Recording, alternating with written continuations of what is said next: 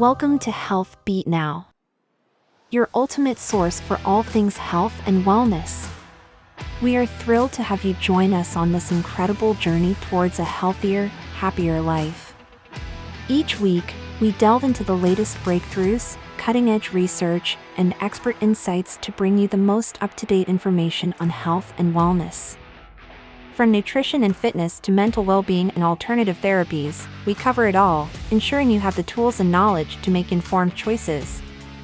We believe in bringing you real-life stories, inspiring journeys, and practical tips from experts in the field, so you can witness the transformative power of health firsthand. And let's not forget about you, our incredible viewers. This channel is a community of like-minded individuals who are passionate about leading healthier lives. So, make sure to hit that subscribe button and join the Health Beat Now family. Get ready for captivating, in-depth explorations and exciting surprises. It's time to embark on a journey that will revolutionize the way you think about health and wellness. Thank you for tuning in to Health Beat Now, where we empower you to live your best life. Remember, your health is your most valuable asset, and together, we'll unlock the secrets to optimal well-being. An old Swedish saying states that one should never ignore a minor injury or a friend in need. Although several frequent diseases make wound healing much more challenging, for the majority of people, a tiny wound does not result in any serious problems. Wound healing is less effective in people with diabetes, spinal injuries, or poor blood circulation. As a result, there is a higher chance of infection and persistent wounds, which over time may result in significant repercussions including amputation. Researchers from Chalmers and the University of Freiburg have now created a technique that accelerates the healing process using electric stimulation. Chronic wounds are a significant social issue, yet we don't hear much about them. For diabetics and the elderly, among others, who frequently suffer greatly from wounds that won't heal, our discovery of a technique that might heal wounds up to 3 times faster can be a game changer, says Maria Asplund, Associate Professor of Bioelectronics at Chalmers University of Technology, and project leader. Electric guidance of cells for faster healing. The theory that damaged skin can be stimulated electrically to heal wounds was the foundation upon which the researchers built their research.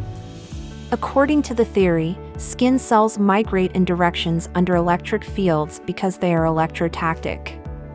This implies that when skin cells are placed in a petri dish with an electric field, the cells stop moving randomly and begin to move in a single direction. The scientists looked into the possibility of electrically guiding cells in order to hasten the healing of wounds.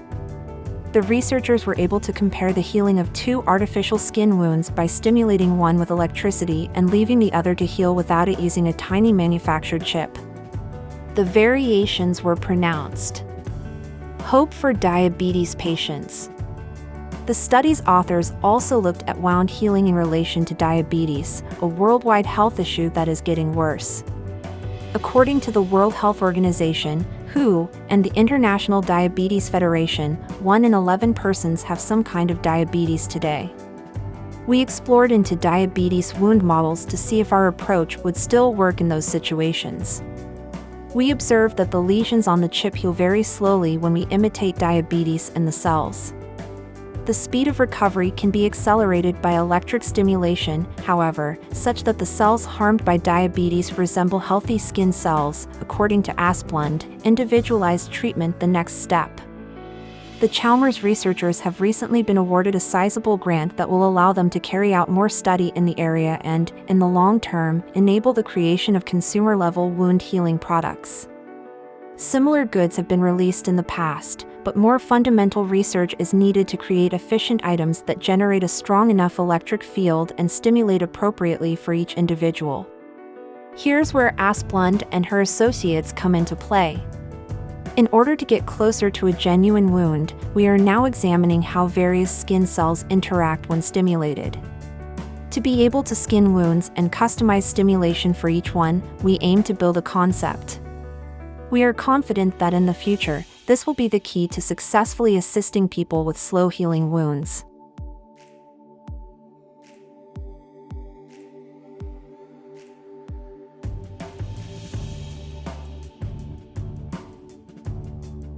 anything from a paper cut to a stab wound. Acute wounds heal up quickly over days to weeks, whereas chronic wounds like bed sores, foot ulcers, or infections can persist for months. Now, some tissues regenerate more easily than others, and the regenerative capacity of tissue is classified as labile, stable, and permanent. Labile tissues like skin, connective tissue, and small and large intestine heal extremely well because they contain stem cells, which are undifferentiated cells that can divide and renew the cells that have died. Stable tissue, like the liver, recover from injury by having mature, differentiated cells divide or regenerate via hyperplasia. Permanent tissues, like skeletal muscle, cartilage, neurons, and cardiac tissue, have a weak regenerative capacity because they lack these stem cells and cannot replicate via hyperplasia. Typically, injured permanent tissues are replaced by scar tissue or fibrosis, ultimately resulting in loss of function of the tissue. Now, when it comes to the skin, which is often the most visible tissue that's damaged, wound healing occurs by primary, secondary, and tertiary intention. Healing by primary intention is when the wound edges come together, like what happens when two wound margins are stitched or sutured together. When this happens, stem cells in the epidermis or uppermost layer of skin are brought close together and can regenerate the damaged tissue near the surface of skin, leaving a minimal scar. Healing by secondary intention occurs when the wound edges are too far from one another, and this can be a consequence of significant tissue loss or if there's an object embedded in the wound that prevents the edges from coming together. Examples of healing by secondary intention include tooth extraction sockets or severe burn injuries. Since the stem cells in these wounds do not approximate, the wound is replaced primarily by connective tissue that grows from the base of the wound upwards. Healing by tertiary intention, or delayed closure, is when a wound is cleaned and purposefully left open due to a high likelihood of being contaminated by bacteria, like during a dog bite injury. If these wounds are closed too early by primary intention, they can trap bacteria inside the wound, leading to an abscess or walled-off infection. Instead, these wounds are left open, cleaned, and observed for several days before they're closed by primary intention, or left open to heal by secondary intention. Now, to explain the steps of wound healing, let's imagine that you're cutting a banana cream pie and you accidentally slip and cut your finger. Ouch! During a penetrating injury like this, the skin is punctured through the top two layers of skin, the epidermis and the dermis. When this happens, damage occurs to both the cells found in these layers and the area between the cells, called the interstitial space.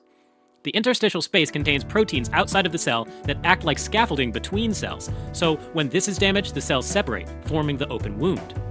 Now, the first step of wound healing is hemostasis, and that's where a blood clot forms at the site of trauma to prevent further blood loss. Hemostasis starts when blood vessels affected by trauma constrict. Platelets, which are tiny blood components involved in coagulation, immediately aggregate around the affected tissue and stick together to form a platelet plug. The platelet plug is further reinforced by a protein mesh called fibrin, which ultimately forms the blood clot. Once an adequate blood clot has formed, the second step of wound healing begins, and that's inflammation. Damaged cells release tiny proteins called chemokines and cytokines, which recruit immune cells like macrophages and neutrophils to the area, and make nearby blood vessels dilate and become more leaky and permeable.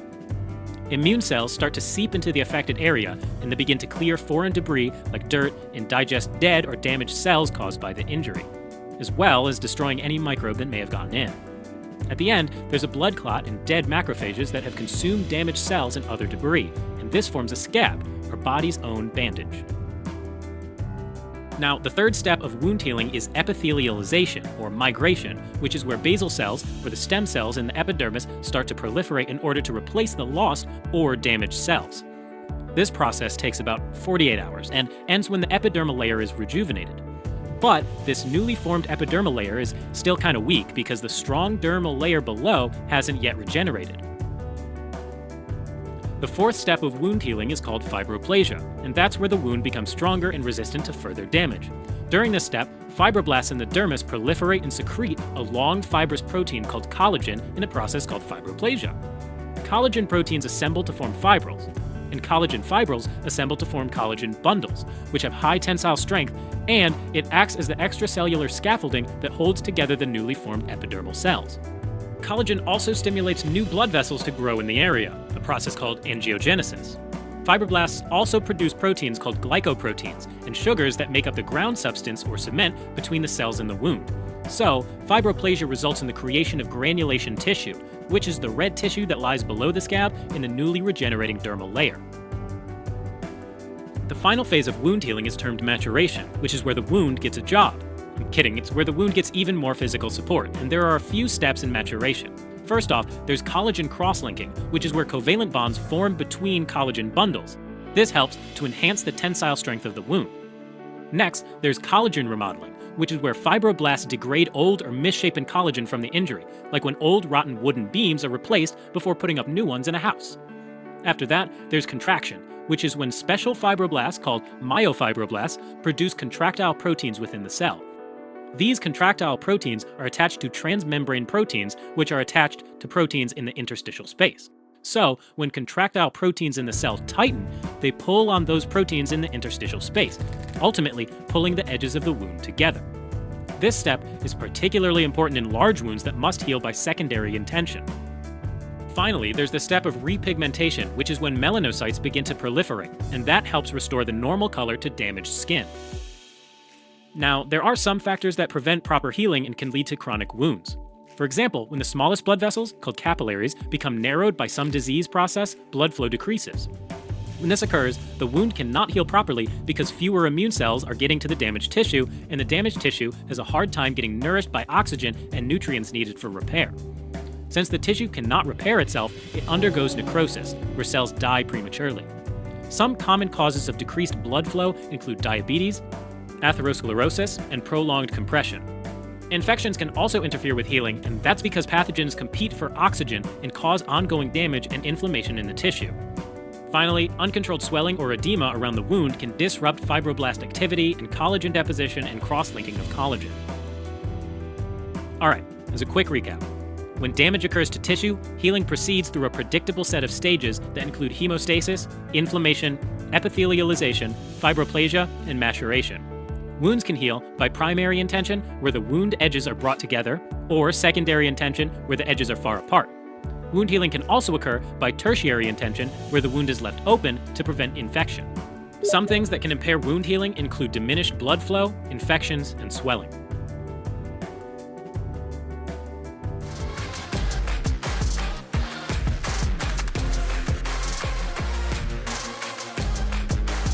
Stay tuned for our next episode, because at Health Beat Now, the pursuit of well-being never stops.